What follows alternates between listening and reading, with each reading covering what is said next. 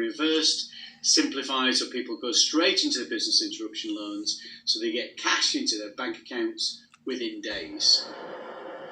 Further help is coming, with grants from local government for retail, hospitality and leisure sectors to a job retention scheme to pay wages for firms who can't afford to.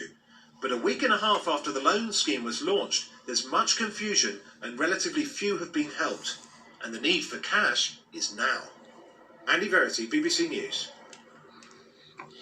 Well, I told you a few minutes ago about a fourth doctor who's died as a result of contracting COVID-19. He was a retired doctor who went back to help in this situation. Our health correspondent Nick Triggle is here. What more do we know about him? And there's been another death of an NHS frontline staff. Yes, so the retired doctor who'd worked for the NHS for 40 years had come out of retirement to help in the coronavirus outbreak. His name was Dr. Alpha Saadu. He was a former medical director of a hospital and he'd been volunteering at the Queen Victoria Memorial Hospital in Hertfordshire. His son said he'd been fighting the virus for 2 weeks, but he could not fight anymore. The NHS, he said, was amazing and did everything they could. Meanwhile, we've also heard a healthcare assistant in London, Thomas Harvey, 57, died, we understand, at home while self-isolating with coronavirus symptoms.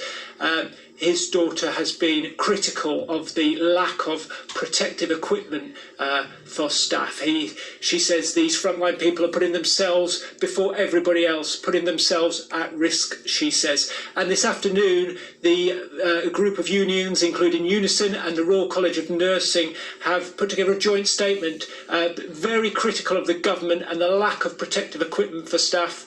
They say workers are being exposed to unreasonable and unnecessary risk, and the lack of equipment is a crisis within a crisis, they say. I mean, overall, the numbers of deaths today, the highest day-on-day total so far.